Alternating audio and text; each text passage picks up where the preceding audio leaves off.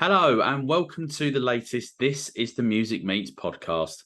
I'm absolutely delighted to be joined by Callum Gibson, a rising solo star from Dundee in Scotland, who has just released his brand new single, Into the Dark. Callum, it's great to have you on the This is the Music Meets podcast. How are you doing? Doing great, especially after yesterday with Vibration and obviously with Friday with the release. So it's been a crazy couple of days. Yeah, great stuff. It certainly has been very busy for you. But before we talk about vibrations and obviously Into the Dark, let's go right back to like the very beginning, really. So kind of like, what are your earliest musical memories? Was there like a certain record or like a band that you remember hearing that you know kind of like really got you into music and you thought, yeah, this is what I want to do? Yeah, I mean, there was a few, like growing up, I was kind of exposed to good music, but I'm not like one of those people that'll say, oh, I heard this song when I was six or something like that. Yeah, For yeah. me, I got to when I must have been like 12, 13, and I started actually listening to more of the music that my stepdad was listening to. It's like a wide mix of everything. You've got everything from Led Zeppelin to the Charlatans to Marillion, so I was Oh kind of wow. exposed to those bands. But my sort of thing that got me inspired to do music was when I first listened to Oasis and Stone Roses, and I was 14, and I just remember being blown away when I heard Live Forever, and I was like, oh yeah, that's something I want to do. And what actually got me on to getting into music was obviously not only listening to that, but where I live is a little bit in the countryside. So all my friends lived 15, 20 minutes away, and it was very difficult to get down there with bus or trying to get Mhm. my mum to give me a lift or my stepdad to give me a lift down. So the only thing that was there was my stepdad's guitar, and it hadn't really been played. So decided one day just to pick it up and see how we got on, and yeah, all of a sudden here we are. Oh wow. Well, that's a great backstory there with the just just deciding just to pick it up and go for it really. So sort of based on that, then I'm guessing sort of that you're from like your three like maybe your three top albums of all time. I'm guessing that you're going to be looking at maybe something around sort of like the Oasis sort of Stone Rosy sort of type sort of maybe era sort of sound type thing. Would that be fair to say? Well, actually, top three albums, now that you're asking, they're actually more centered towards solo artists rather than Yeah. bands. And I guess that kind of came along the way. Like, I mean, if you'd asked me that question maybe 5, 6 years ago, I would have said definitely maybe number one. And then Arctic Monkeys, whatever Yeah. people say, and that's why not number two. But now, because obviously I can appreciate that more being a solo artist myself, the artists like Sam Fender, Jeff Buckley. Jeff Buckley is my number one favorite. Like Grace by Jeff Buckley is my number one favorite album. Mhm. Elliott Smith, Either or at number two, and then I'd probably say Sam Fender's latest album at number three. And then you've got Oasis within that top 10. I'm not Yeah, going to delve sure. into speaking forever about it, but no, it's kind of. I've noticed over the years going more from bands to solo artists than anything else. So, you know, like got into the View when I was 16, obviously local band, and a band that I admire and I've seen do bits for Dundee music scene over the years. The View, Arctic Monkeys, and then I've just kept going on to start listening to sort of more soul artists, and yeah, it's all over the place. My music taste, it's great. I love it. To be fair, there's a great mix in there, and I think that sort of I think that sort of really supports sort of like the music obviously that we're both into is obviously similar taste there, and I think that just sort of summarise it up quite well really for me. So obviously as we mentioned there in the intro, your new single Into the Dark came out on Friday, and it's a fantastic tune, and for sort of like for me, it's got a bit of a Jerry Cinnamon kind of like vibe about it.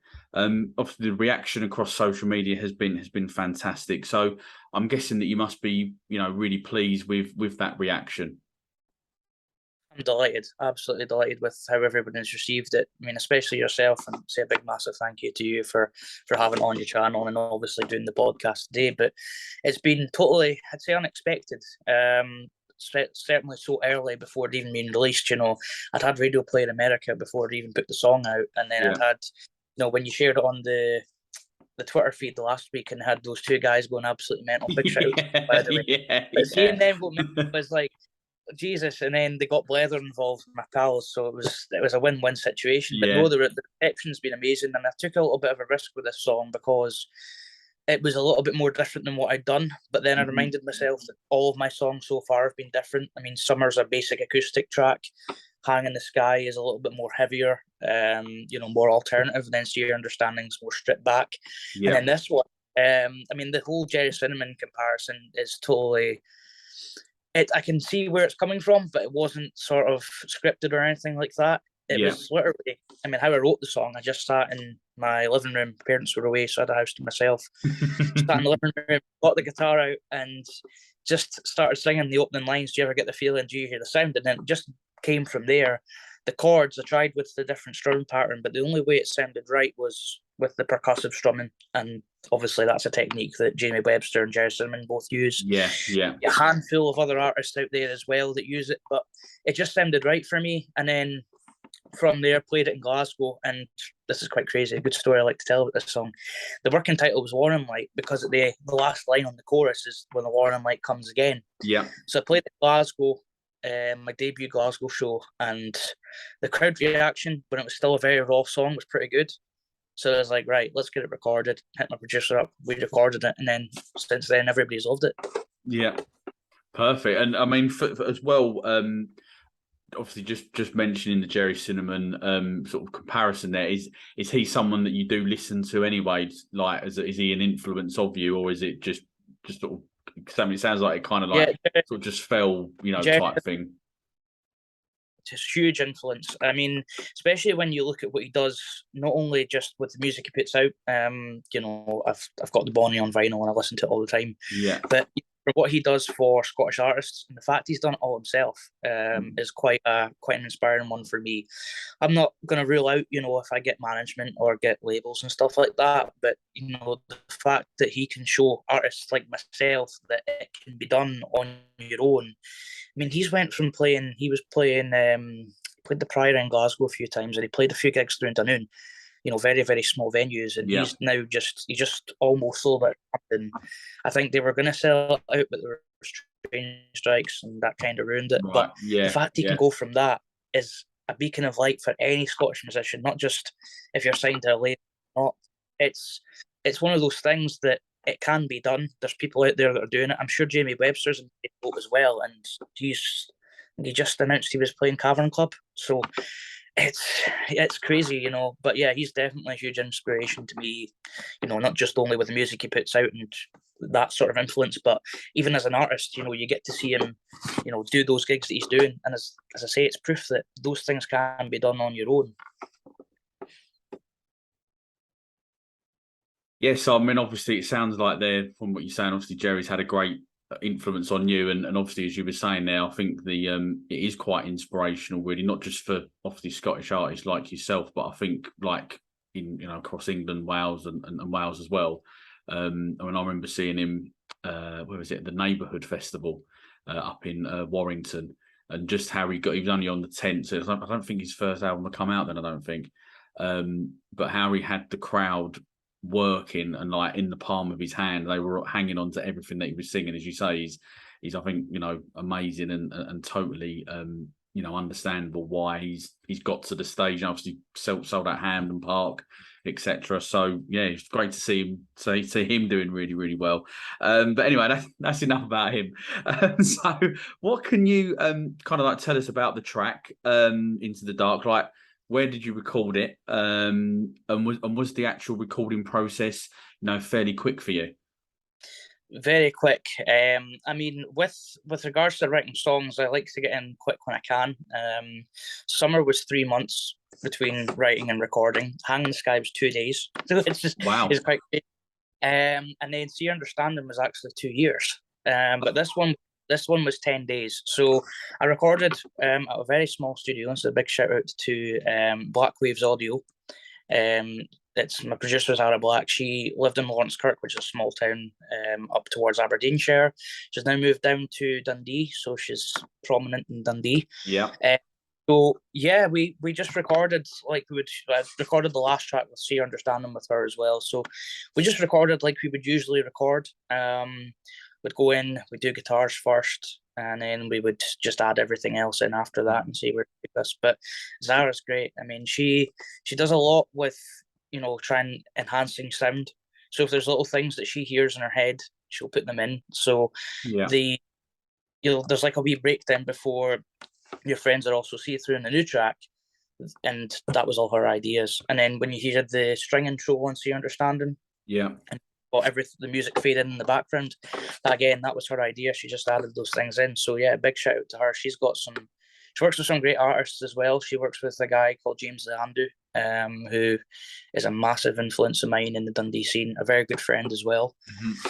About Into the Dark and what it's about. So Into the Dark lyrically is about those people in life that you don't necessarily like, or they're a bit different from you. So your friends are so see-through, is like they're fake, and it's about fake people, about situations, and there's a lot of like go on mad benders, disappear for days. They've got other interests besides being supportive of you, and they spend the night in Molly's chambers, like being with someone that isn't very nice. So kind of in the same lyrical themes as what See Your Understanding was, but kind of enhanced a little bit more on that, and of course try to find the word for it, a little bit more mature than what See Your Understanding was, and what I'm writing about. But it's just like I write any other song. A lot of the lyrics are improvised, and then I just add those little bits over the top. So we added in another line two other lines for Into the Dark, because it wasn't meant to be called Into the Dark. And then that just came on the recording process from the recording, and I think I'd played another line extra, another bar extra than I was meant to. But it was my favourite in the end, and we got Fading Away Into the Dark, the last lyric of the first verse. So it's good. Brilliant. And when you're in the studio, do you get quite involved in sort of like, the techie elements of it, or are you just quite happy just to let Anna there just to sort of, do her thing? Yeah, I mean, I get involved when I need to get involved. If I don't think something sounds right, then I'll point it out, because I know I can have that. I know I can say it to Zara and say, look, if this isn't sounding the best, let's enhance it a little bit. But a lot of the time, I mean, she's got bachelors in music recording, and I don't have a Scooby about music recording, so I just sit. Yeah. But I think that it's better. Sometimes it's good not to interfere, because it's a wizard at work.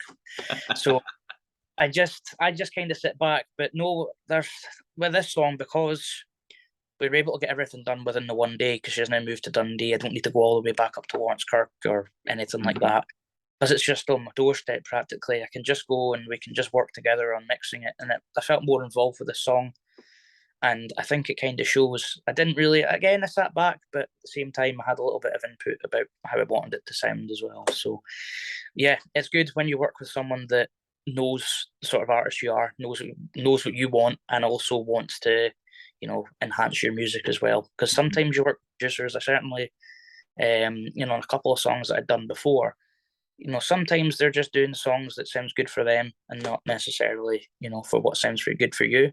It still sounds good, but when you've got someone that's more involved, especially out of any of the songs that she works on, not just with myself but with the other artists. She's, as I say, she's got James Leandu, who's away to release a new song at the end of the month. That's going to be amazing. And then she's got her own band that she's a part of called A Life Without You. They do more post-punk as well. So I think it all benefits her as well, because she's working with a different artist from what she's usually working with. Yeah, sure. It definitely, I think it lets her be a bit more creative as well, because it's different. So yeah, sure. And sorry, just to mention there on one of the lyrics in Into the Dark, I'm guessing you're maybe a bit of a Kings of Leon fan there with the reference to Molly's chamber. It's coming. Do you know what? I do listen to Kings of Leon, not particularly the early stuff, but more Only by the Night, because that's one of my favourite albums by any band, really. So it just came to me. I just thought with female names, and then I thought Molly's Chamber. It just hit me. I was like, Molly's Chamber, because that was Kings of Leon that done that, and it'd be good to put that in. But yeah, it was a Kings of Leon reference as well. So it was, it just had to happen. Why not? Why not? So, obviously, as you said at the beginning, you obviously played the Vibrations Festival in Falkirk yesterday. Obviously, there was the Charlatans, the Zutons, the Twang that were also on the bill, along with fellow Scots Dictator as well, I believe. So, what was that festival experience like for yourself?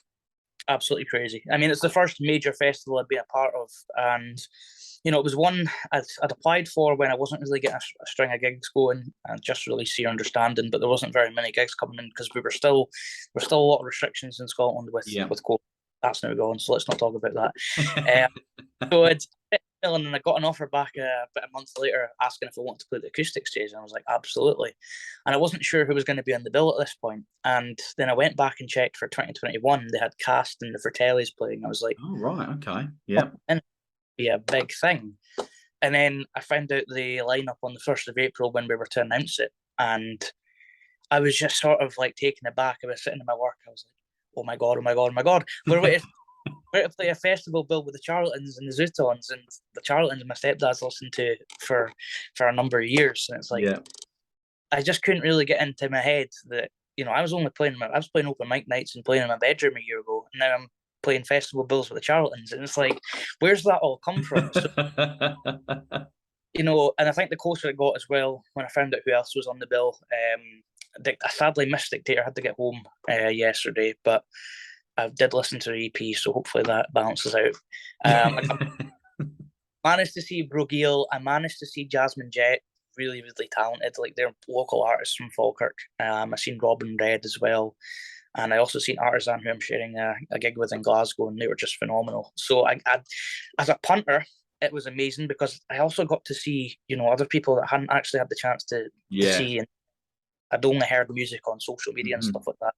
So it was good as a punter, but as a performer, it was the single most amazing thing that I'd done. I mean, that's after playing Glasgow and playing church in Dundee, which was on my bucket list for a number of years, especially before to play something like that. And the crowd I had, they were coming and going towards the end. There's other artists on. It's a festival. Things happen.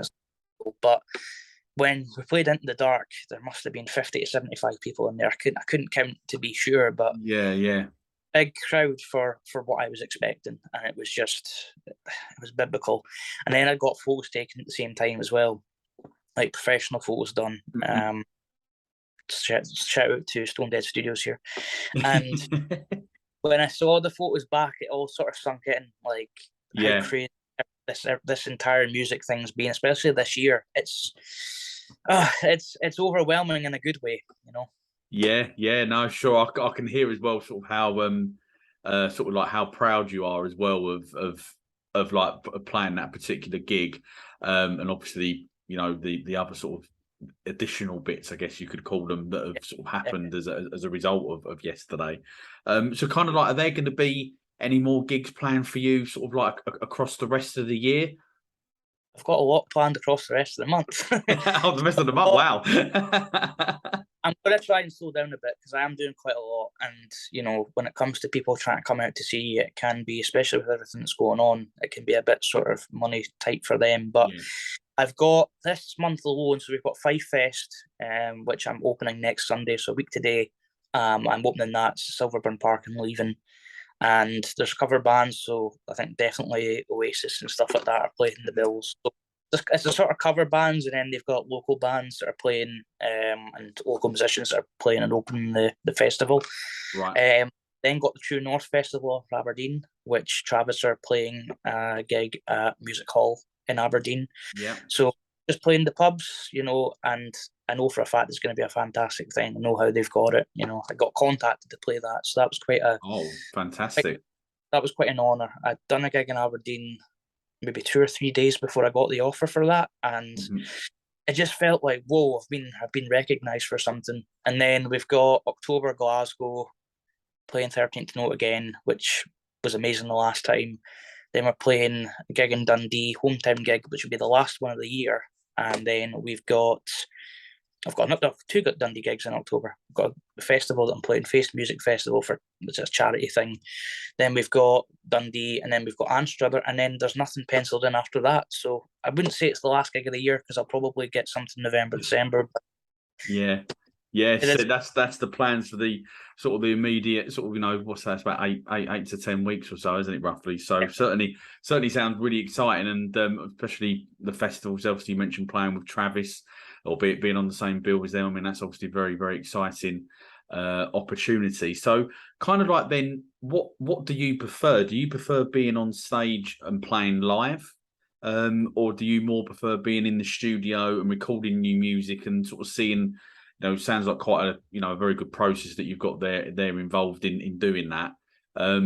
Yeah. So what's kind of like the you know, your sort of preference really? Definitely live. For the reason that, I mean, I love doing studio recordings and I love putting them out, but you don't get the same buzz within the studio that you do live. I mean, I've played to crowds where you've got every single person shouting a song back to you. You know, a couple of weeks ago that was the case at Kilkenny Festival, where I'd done a cover of Sunshine on Leith and had the entire room singing. that stuff you can't predict, and you can't sort of capture that magic in the studio. Yeah. And you know, I've been very fortunate with the gigs that I've done this year and the people that I've supported that have had the big followings, and then it's more eyeballs. And then when you sing a song good, you know, people get involved in it. So when I start singing and go on a stage, if there's no one really singing back, it's like, oh God, what's it feeling? But when you've got an entire crowd that are going crazy for you, it's like, whoa. It's a humbling experience. I mean, I supported Pete Smith at church in Dundee. Pete Smith's a local musician, really musician, and we'd supported him at church, and I just had this whole entire section of the crowd going absolutely mental. At the end, I got a standing the end, which for me, because it was my first time playing church and first time playing a proper big gig there, was absolutely crazy. And then I supported Knackard and Hunter S. Thompson, which is a small venue, and that was mental in Glasgow. So yeah, definitely live performances for me. I prefer them because there's just, you'll know yourself going to a gig that there's more buzz, and when you see something that's working hard, you get excited by it. And I know certainly for me, I would class myself as a hard worker, but I've also got to stay humble here when I say that. I class myself as a hard worker on stage, and I'm definitely someone that if I see the crowd going mental for it, I'll rally them up. Yeah, that's what you've got to do.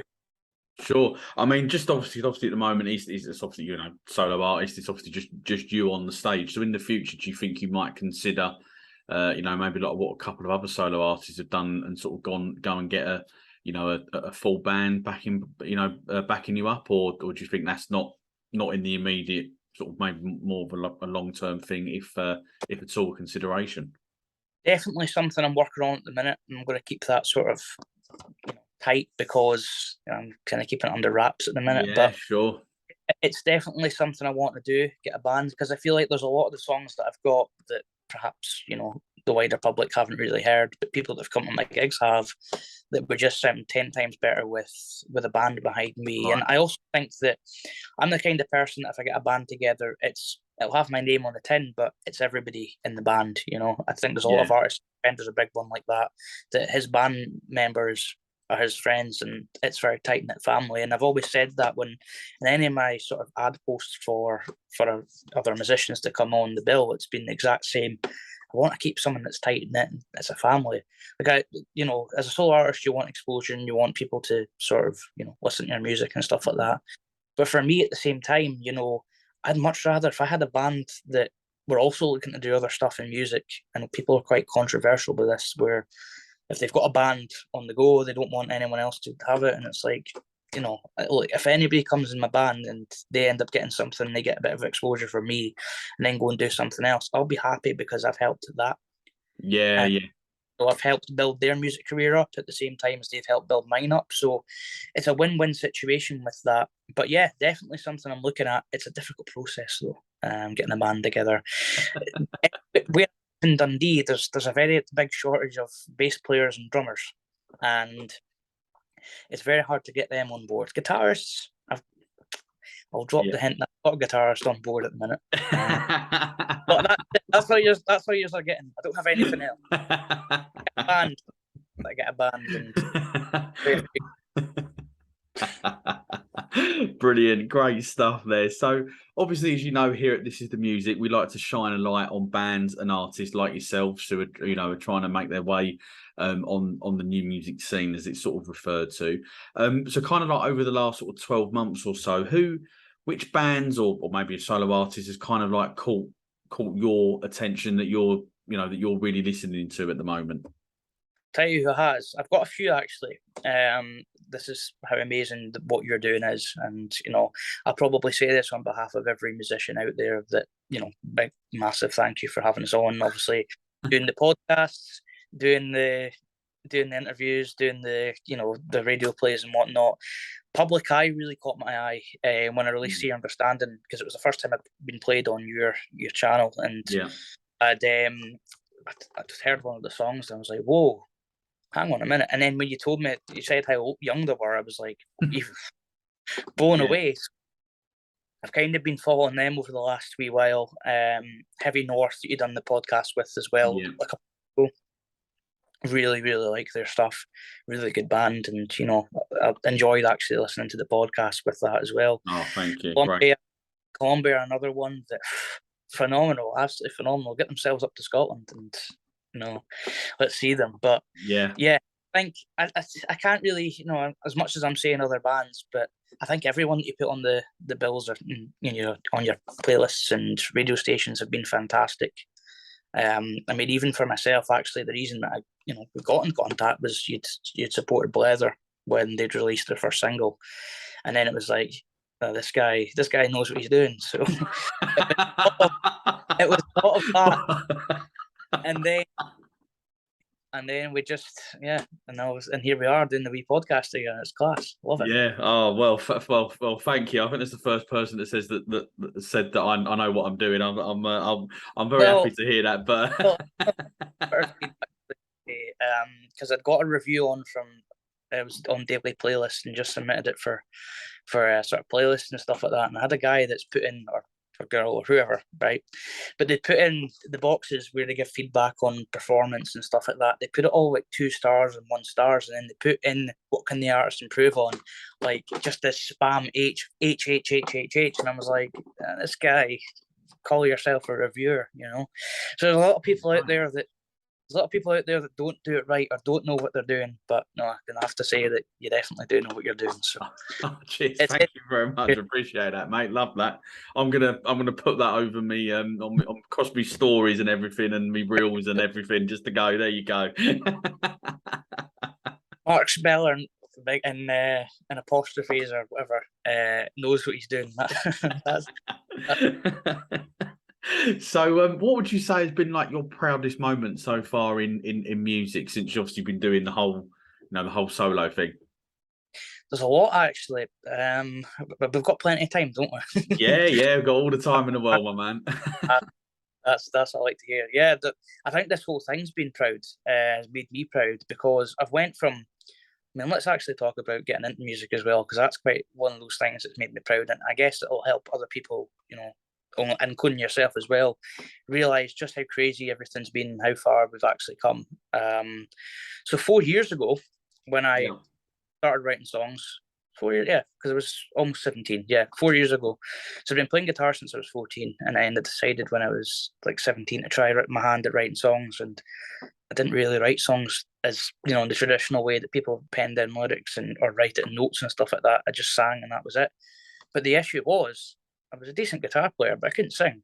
I couldn't, I think it's hard for people to understand that even 2 years ago, I couldn't sing. I couldn't get any sort of power in my voice. I didn't have any sort of tune in my voice. There was nothing, I was just out of it. And so 2 years ago, I'd tried to get into a band and, just as a guitarist. And then I got rejected from that. And it was like, right, the only way I'm ever going to do anything with music, if I want to do something with music, because at that time it was, don't know if I want to do music, don't know if I'm ready to put myself out there. Yeah. Try not make this sound like an X Factor sob story, by the way. But So then I got to like February 2020, just before everything all kicked off. I was like, right, let's do it. Let's do it. What have I got to lose? What have I got? Like, if it doesn't work out, it doesn't work out. At least I can say, yeah, I tried my hand at music. So we played my first open mic night and it was great. Enjoyed it. I got asked to come back. So it was like, oh, that's actually quite good. I must not be too bad. Yeah. 2 weeks later, we're going to lockdown. And it's like, for goodness sake, I just want to. But I also seen it as a blessing because I was like, right, I can actually get working here and get writing some songs. So we wrote a few songs, put a few SoundCloud releases out, and they weren't recorded. It was all sort of recorded on my phone and using apps and stuff. And I didn't really get much bite, but I got a listen in Canada, and I was like, that'll do for me. And it wasn't until I got to like the end of 2020, beginning of 2021. Now, Weather, if you don't know, are actually part of my best friends. So the lead singer Dylan is my best friend, and he's been a huge help with music over the ever since I got in. He was the first person I ever sent one of my songs to, and from there it just built on best friends. Sure. It's good when you've got someone like that is so heavily involved in music as well. So, he'd kind of pushed me and said, look, you've got all this sort of ability. And because I didn't really see it, I was just like, it's just a bit of fun for me, just enjoy doing it. And then we released Summer, I'd done Summer, and then the sort of feedback from that was really good, and that kind of spurred me on. I'd done a wee thing with East Kilbride Universal Connections by the guy that you actually played on your channel, Jay Malley. Yeah. Jay. Good guy, Jay. Jay's fantastic. He ran the I think he still does. He ran the East Kilbride Universal Connections and Mobilised Music Project. They had like a wee thing with open mics that were doing online over Zoom. So I was quite heavily involved with that when I found out about it. And then they came through to Dundee. So this was one of the proudest moments that I'd done. They came through to Dundee and I'd done a wee sort of acoustic set at Magdalen Green, which is this big, massive grassland in Dundee. And it's just beautiful. It's got beautiful views of the Tay, which is our river. Yeah. So done a wee thing there. And then September 2021, we got into doing open mics. There was a place called the Barrowman in Dundee, and they were hosting open mic. And it was actually by a guy called Jamie Button, who's an up-and-coming star in Glasgow, and not even Glasgow, but Scotland in general. Mm-hmm. And then Stuart James played Tuts last night. Big shout out to him. These are all my friends, by the way. Hey, go for it. And then James Lee Andrew met them on the same night, and from there I've just met like so many big people. So 2021 was just practically getting songs out there and doing open mics, and then 2022 I got a sort of last minute. I sent a wee sort of. In fact, I didn't send it in. It was actually Arcade State that sent me. They sent me a wee thing saying, "Look, there's a guy looking for a gig in Aberdeen." And I was like, I've not played it at Dundee. I've not done a support act. But again, as I said when I first got into music, what have I got to lose? Yeah. So done a support act up in Aberdeen, and then I kind of went quiet for a bit, but I did get more eyeballs on me. I noticed. Got asked to go back up to Aberdeen, and then from there it's been crazy. I went away on a week holiday to Tenerife in May, and ever since that it's just been manic, absolutely manic.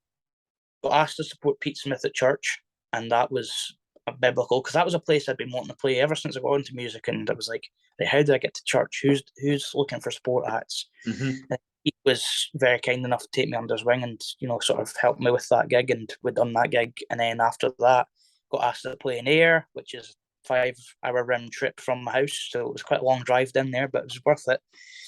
Supported Knackered the next night, and then July was when it all really kicked off, and I got asked to play Glasgow, and it was a place that I'd been wanting to play all year. It was like, because that's where the Scottish music scene is. If a lot of people would be watching that might not necessarily be from Scotland, that's where everything's happening. Is Glasgow. Glasgow's the biggest place. I mean, it goes without question. That's where Oasis played their first gig and ended up getting signed. Yeah, but that's where everything happens. All the venues are in Glasgow. All the best music's in Glasgow. So when I got asked to play that, I was like a kid in a toy shop, and I was just sort of like, "Is this happening? Is this real?" And then what was probably the proudest moment from that was I came in the built very late, so I don't think I sold very many tickets, to be honest. I'm not gonna lie about that, but we'd actually ended up managing to sell it out, and it's full. I just found that like, whoa! I've not played a gig outside of, I've only played a handful of gigs outside of Dundee. we go to Glasgow for the first gig and it ends up selling out. So it was quite a sort of party fever mode. And then we played in 13th Note, which is a very small venue, really good venue. Played downstairs at 13th Note, and then it was just one of the best nights I've ever had. And then from there, it's just been even crazier. It all led up to yesterday, and then we done yesterday, and it was like, it's like, you know, when you start something, you start it off, and I'm going to say this as a sort of, you know, inspiration for any young musicians that are watching this and or listening to this or whatever.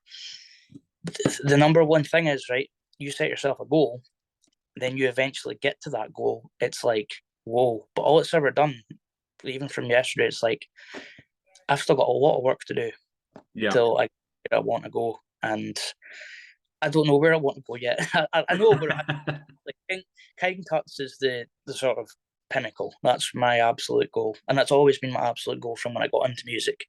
I always say whatever happens after that happens after that, but you know, I've got a lot of work to put in, but you start feeling like there's a bit of dreams coming. You know, there's when you dream for something. Like I'll say this again for some inspiration. Last year I dreamed to get a song out on Spotify. Now we've got 4. Well, this year I dreamed to play Glasgow. Now I'm going to do it again. And it's like everything I've said I'm going to do, I've done. Like, not to anybody, because I won't say to anybody I'm going to do this, because I'm not. Yeah. In my head, I'm like, I'm going to do this, I'm going to do this, and then eventually it's happened. So that's my proud moment. This entire music thing that I've done, from not knowing how to sing 2 years ago to getting to where I am today, is the proud thing. And then everything else that's came in between it is like, you know, it's a humbling thing. It really is a humbling thing to go from, you know, not playing to anybody to playing. I think my biggest sort of venue was 80, and then we done Kilkenny Festival, which was 100. Yesterday, I think it was about 50 to 75 people or something like that. So, yeah, the entire process is crazy, and as they say, we're only getting started. So. Absolutely, and there's obviously some great memories in there, and moments as well, and obviously, as you say, you've only just getting started. So you know, long may those you know, memories, you know, continue to grow, and obviously and that means obviously that the music and has obviously grown and got heard by, you know, more people along the way. So we're just going to leave the music chat for a moment, and we're going to talk football. So I know that you support Dundee United. Oh, I knew this was going to come. I knew this was coming. And I think it's probably fair to say that you've had a pretty tough start to the season. Obviously, for those that maybe don't know, Dundee are currently bottom of the SPL. With obviously just a couple of points from the 6 games. You did get a decent 0-0 draw yesterday against Motherwell, I saw. You've got a goal difference of -16, which includes a 9-0 defeat against Celtic, and obviously you lost 7-1 in the Europa League to AZ Alkmaar. So to kind of like, what's gone wrong? Because obviously you had a really good. You tell me.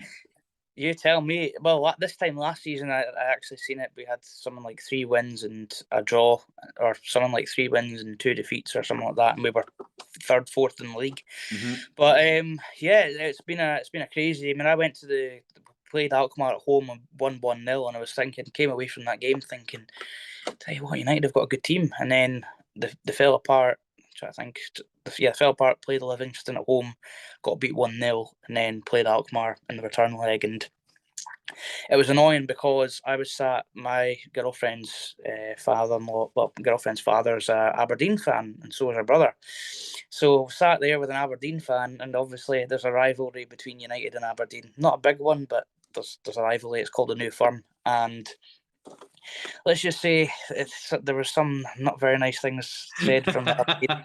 Having to watch it with an Aberdeen fan the entire time was, for goodness sake, I have to put up with that. But you know, I've supported United all my life, and you know, it's even worse than what we called the banter years, which were 2015 all the way through to 2019 when we actually got back up to the Premiership. But it's been a very, very tough watch. We played well in midweek. We won 2-1 away at Livingston, which is always a traditionally tough place to go for United because it's plastic pitches. I don't know how that works. I know you support West Ham, so you might not necessarily get much of an experience of that in the Premier League or even, all the way down to League Two. But yeah, plastic pitches are an absolute nightmare. There's a few grounds in Scotland that have got them. Kilmarnock is the place where we've got our 1 point from this season. Livingston's the other. But yeah, yesterday against Motherwell, we struggled a lot. We were dominated. I mean, they're a really fresh team because they've just got a brand new manager in as well. But we rolled our luck a little bit. Could have been 5-0 Motherwell, but we were good. We got a point, but it's been crazy because I mean last season we started so well, then we kind of dropped off from Christmas right through to about March, but we still kept getting results and kept getting points, and it mattered.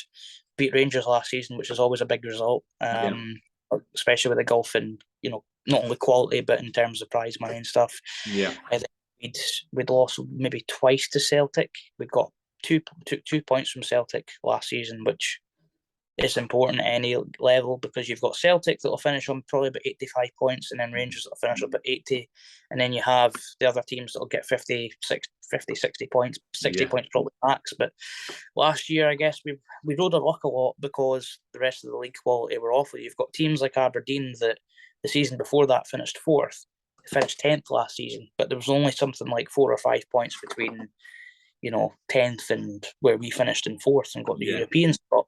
And then between United in 4th and then Hearts in 3rd, there was something like 10, 12 points or something like that. So there's a real, I mean, you won't really see it. You might see that a little bit in the Premier League between the sort of bottom clubs. But in terms of the Scottish League, there's Rangers and Celtic. I don't want to be criticising because there'll be a lot of Rangers Celtic fans on here, but there's Rangers Celtic who get TV right money through their eyeballs.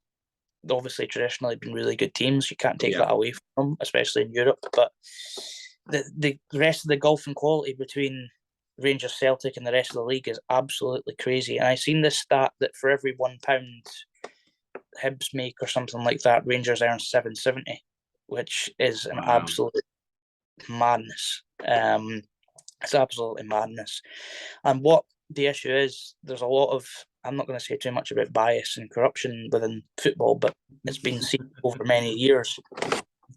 And the common thing, and if you're a fan, if you follow Twitter and you follow Rangers feeds or you just follow Scottish feeds in general, there's a common thing here that penalty Rangers, because they almost certainly, whenever they're losing, whenever it's a big game on the line, or whenever there's a team that's doing really well in Scotland, there's always a penalty given to Rangers.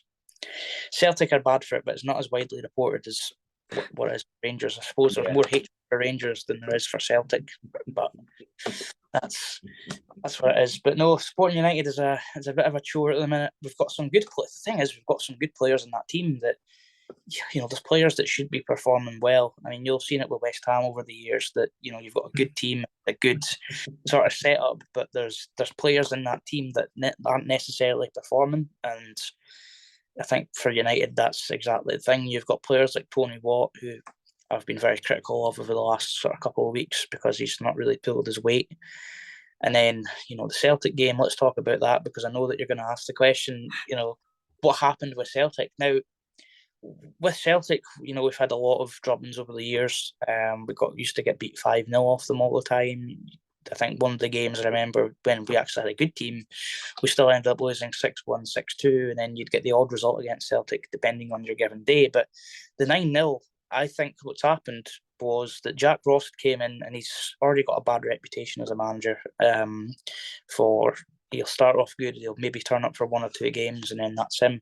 He was like that at Sunderland. They got them to the playoffs, and then they absolutely bottled the League One playoff final.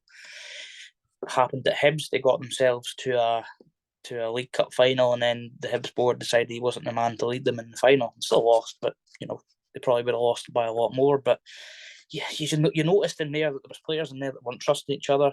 They weren't confident. The back line were nowhere to be seen. We had one good chance the entire game at the 2nd minute mark. Yeah, game delayed for 9 minutes or whatever it was, and then they end up scoring their first goal, and then it was just free flow from there. It was like these players know they're losing, they know the manager, they're blaming the manager, they're putting the manager to blame and all that sort of stuff. And then they decided, right, we'll down our tools and then we'll see what happens from there. And there's a big gap in difference between Celtic and United. There's no denying that. But when you're playing a team that you got a draw off on the second last game of the season last season, and a team that you went to Parkhead, we played them twice at Parkhead last season, or Celtic Park as it's commonly called, but to us it's Parkhead. Yeah. We played the first game there and got a point.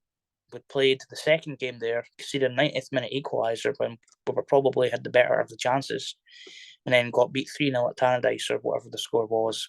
I cast my mind back to that, which was a fair victory. So to concede 9 at any level, we could have went out there, we could have been amateurs and we lost 9-0, fair enough. But a professional football team, that you're say your professional football team and lose 9-0. And it was also bad because we've got the Dundee fans across the road now. United and Dundee are 2 separate people.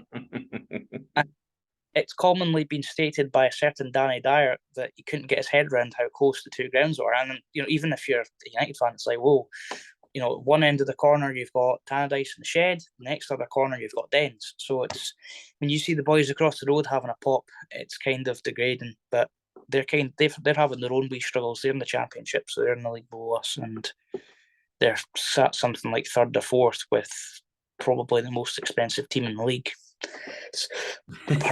So, well, at least you've still got the bragging rights over them. Still got the bragging rights. We've still got the bragging rights. I mean, they seem to forget that whenever we get absolutely drubbed, that we've beat them 6-2 twice in the last 7 years. Yeah. Both at home. So until they get a big victory like that, I mean, their last victory was 5 years ago. The last victory at Tannadice was 18 years ago. So, it's still, as bad as it is for us, it could be a lot worse. Could support a lot across the road. Brilliant. Absolutely love it. So, obviously, you mentioned Jack Ross there. Obviously, he's been been let go, sacked, whatever word you want to use. And obviously, you've got a sort of Liam Fox, and he is the sort of caretaker manager. Do you think the club will appoint him permanently, or do you think they're going to maybe look, outside of the current setup? I couldn't tell you. What I would say is with Fox, I mean, I can't criticise Liam Fox by any chance. He's coming, he's taking a job that's a difficult job to take. He led the team on Wednesday, and he got us to win. He got the players playing a little bit better, and I think maybe it was just a Jack Ross thing. They didn't want to have him. I personally think he'll keep his job. That's Adam Ashgar, who is the sporting director, who we all absolutely despise. That was his son, and that's his son leaving the club, and that's, do you know what I mean? His son's leaving the club when he probably would have got the manager job handed to him on a plate, and that's him leaving. That's not really saying a lot. I think what we're linked with Duncan Ferguson, and I would take him in a heartbeat for the reason that all those sort of big player egos in that club will be gone within a heartbeat, because as soon as Big Dunk gets in there, any back chat get heated. So that's what we say. Get a wee sort of headbutt. Yeah, well, obviously, it'd be a great show. Obviously, not left the Everton. Obviously, been there for quite a few years, hasn't he? After they went to Frank Lampard, so yeah, would be he's obviously looking to get his teeth into management. So I think why not ask the question? Yeah, absolutely, and I think that if you've got a manager that can strip back to basics, I mean, look at Manchester United, for instance, especially the way that they play now is exactly how that should be a recipe for how clubs are able to bounce back from sort of obscurity or, in difficult times. I mean, you could ask me 3 weeks ago, would United play a good team when they played Brentford and got beat 4-0 from them? If you asked me back then and said, right, United will be a good team in the next couple of weeks, I'd have asked, nah, probably not. But what they've done is they've realised, right, we've got good players here. Put the good players in, Malacia, Martinez, Varane, they've all played and they look solid together. Ericsson, fantastic signing. Yeah. They fit Anthony today. I mean, Arsenal may have been the better team, but United were better with the chances, and that's all that matters. It doesn't matter how much of the ball you have, it's about how you get it in the back of the net. And that needs to be the fundamentals for Dundee United. You need to realise that, look, we can beat anybody on a day. I mean, there's players in that team that, man for man, are better than a lot of the squads in this country.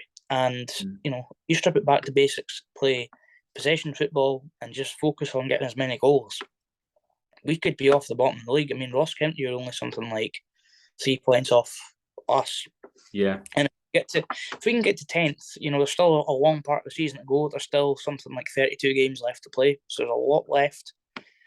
It's not looking great just now, but if we can get a manager and we'll just strip back to basics, no big ego players that want to play for the shirt get in the club, fine by me. We'll probably be fine from that and benefit from that. But I think what's happened is we've signed 2 ex-Celtic players. Mulgrew, who I praised the last season, he was absolutely fantastic for us, and he always has been, but he's got a big ego on him. Tony Watt's got a big ego on him. A lot of these players are thinking, well, I've been here this whole time. That automatically means I'm a good player. It doesn't count for anything, I suppose it'd be like if Declan Rice, although he is loyal to West Ham, give him his credit, it'd be like if he came in, got an offer from, say, Chelsea, and it was like 50, 60, 70, 80 million. And he automatically thought, well, I'm cool because it doesn't matter who I play because I've got Chelsea offering 70 million, 80 million bids in for me. And I think that there's egos like that need to be sort of stamped out. Look, it doesn't matter what you do. It matters what you do on the pitch every single week. If you play good, you get a chance. But that's not what's happening at United at the minute, and that's why we're sort of struggling. Great summary there, and an interesting viewpoint as well about Scottish football in general. So we've got a couple of sort of quick fire questions for you now. So what's your favourite pizza topping? Favourite pizza topping? Tough one. I'm kind of pineapple now. I'm joking. I'm not a pineapple guy at all. But no. I could just quite like beef, you know what I mean? Just like sort of ground beef on a pizza, especially if you go to Domino's or whatnot and get that. Yeah, I'm quite happy with that. I mean, the thing is, you ask these quick fire questions, and when I get asked questions, I always go in depth with things. But I'd had the best bench on a pizza yesterday at Vibration, and it was black pudding and caramelised onion, and a breakfast thing on a pizza. It might not always be the best thing, but when you get black pudding on a pizza, it just makes it even more phenomenal. So wow, I've not heard of that combo before. That's a new one on me. And what's your alcoholic drink of choice? Disaronno and Coke. Rum and Coke, nice. Disaronno and Coke, or even rum. Like you can have Disaronno, nice wee liqueur, or I can go with Kraken. Either one of the two. Yeah, sure. Great choices. So you're in charge of putting on a festival. You can pick 5 bands. Who are you going to choose? Oh, what a difficult question. Now, let's keep this right. We've got and if it makes it easy for you, sorry, it can be either very well known bands, or it can be sort of new bands or solo artists that are sort of starting out. Whatever you want to pick. What I'll do, right? Let's break this into 2 little sections because I know I say this quick fire, but you say we've got all the time in the world to discuss these things, right? So what I'll do is I'll do sort of made up bands, like bands that are sort of there and at big stages and stuff like that. So Radiohead, War on Drugs. Let's go out and get Oasis back together. Oasis so Radiohead. I think who else? Fontaines DC were amazing when I seen them live. Yeah. And I'm trying to think of another band as well. Let's throw Queens of the Stone Age in just for that little different mix in there. So War Drugs, Oasis, Radiohead, Fontaines DC, and then Queens of the Stone Age. So just a big sort of mix. And with the newer bands, I'm going to say Dictator, Shambolics. Yeah, 2 Scottish bands there. Love Shams. Put Columbia in there. Heavy North, and let's go our very good friends Blether. Let's put them in there because I think just the way they're going as well, they've got to be in there. But Dictator, fantastic band, honestly.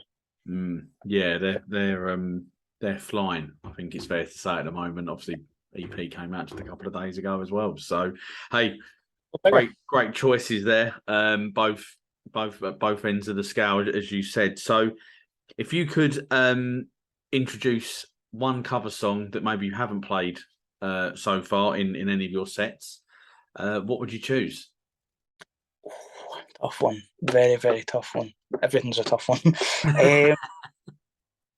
I don't know. I've always been a big fan of Eva Cassidy's Songbird. Well, obviously it's a Fleetwood Mac song originally, but I just think her version as well is just the best version of it. Yeah. And that's that's even me. Like, I'm a big Fleetwood Mac fan, and even I say that Eva Cassidy's version just like outshines it. So I would absolutely love to play that live, if I ever got the chance. But yeah, probably that one. Mate, great choice, and I think I agree with you there. The Eva Cassidy version is top notch. I think it's fair to say. So what's kind of like next then for you? Because you've mentioned you've got a run of gigs and festivals sort of over like the next, well, sort of about 8 weeks or so up until like the sort of October time. Is there going to be any more sort of like new music in that period, or maybe after that? What are the plans? There might be music, there might not be. Music, but I don't know in the immediate future. I mean, the next thing I've got planned is an EP, but I'm not going to put a time frame on it because it's one of those things that I want to make sure it's 100% right before I put it out. Like, I've got the songs written, but I just want to make sure that it's the right songs I'm putting onto it, and not just something that isn't going to capture people's attention. So that's probably next. My goals, I don't like usually sharing them out loud, but I'm going to share them out loud because I think this is the place to do it. So my goal is to keep this up till 2023, and in 2023 I want to go get further afield. And I've always been saying that this year I want to get further afield out my hometown. I've done that. Next year I want to get with Scotland. I want to, as much as I love Scotland, I want to keep playing in Scotland, but I also want to get a gig in South.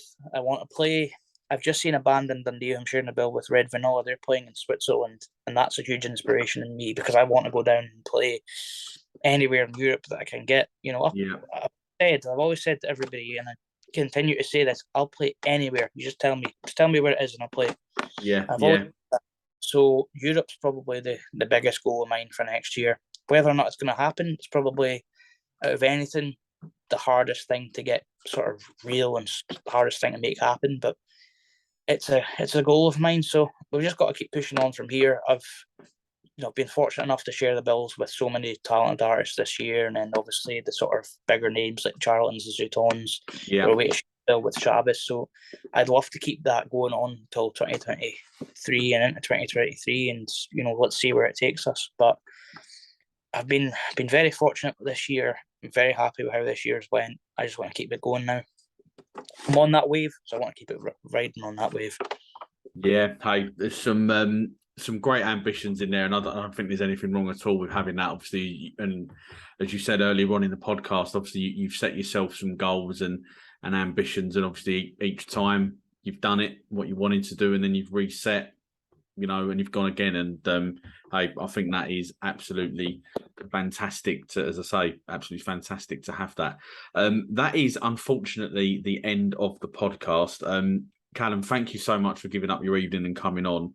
It's been fantastic finally getting to talk to you face to face rather than just on the DMs, etc. on social media.